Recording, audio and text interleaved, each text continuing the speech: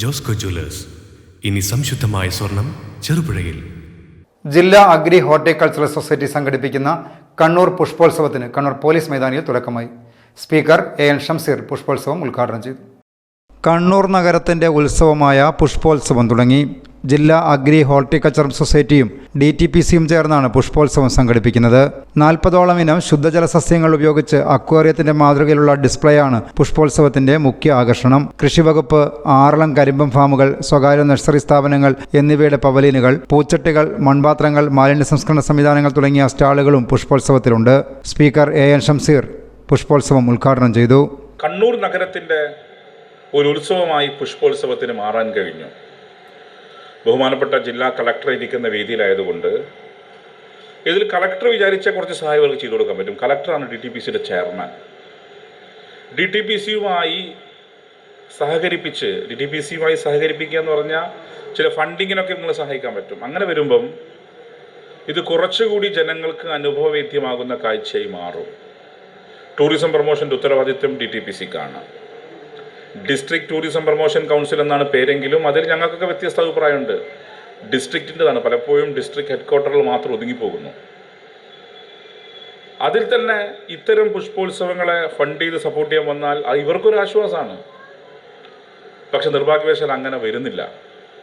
ഇത് തന്നെ കുറച്ച് ആളുകളുടെ അവരുടെ അധ്വാനം, അവരുടെ റിസ്ക്, അതിൻ്റെയൊക്കെ ഭാഗമാണ് ഇത് വിജയിപ്പിച്ചെടുക്കാൻ സാധിക്കുന്നത്. യഥാർത്ഥത്തിൽ ഇത്തരം പുഷ്പോത്സവങ്ങൾ, ഇതിൻ്റെ ഭാഗമായി നടക്കുന്ന കൾച്ചറൽ ഫെസ്റ്റിവൽ, ഇതൊക്കെ ജനങ്ങൾക്ക് ആസ്വാദകരമായി മാറണം. പ്രത്യേകിച്ച് ഇന്നത്തെ വർത്തമാനകാല ഇന്ത്യയിൽ ഇത്തരം കൂട്ടായ്മകളൊക്കെ വളരെ കുറവാണ്.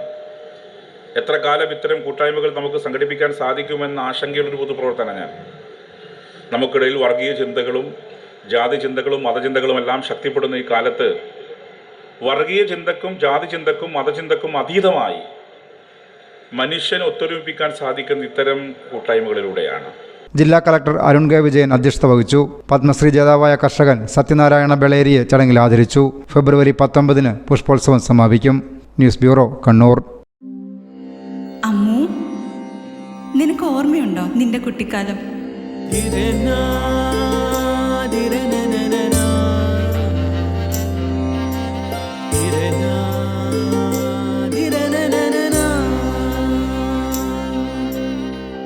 നിന്റെ കളിയും ചിരിയും കുസൃതിയും, പിന്നെ നിന്റെ ആ കുട്ടിച്ചോദ്യവും. ഇതെനിക്ക് തരുമോ? തരില്ല. ഇതേ എനിക്ക് എന്റെ അമ്മ തന്നതാ. മുത്തശ്ശിക്ക് ആര് കൊടുത്തതാ? മുത്തശ്ശിയുടെ അമ്മ കൊടുത്തത്. അപ്പൊ ഇത് ശരിക്കും മാറിയ?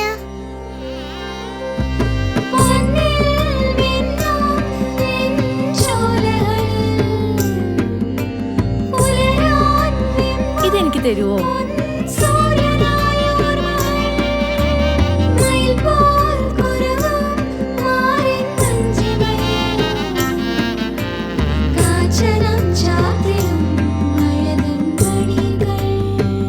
ചില ബന്ധങ്ങൾ പവിത്രമാണ്. കണ്ണും നിറയും മനസ്സും നിറയും. സ്വന്തം ജോസ്കോ ജ്വല്ലേഴ്സ്. ഇനി സംശുദ്ധമായ സ്വർണം ചെറുപുഴയിൽ.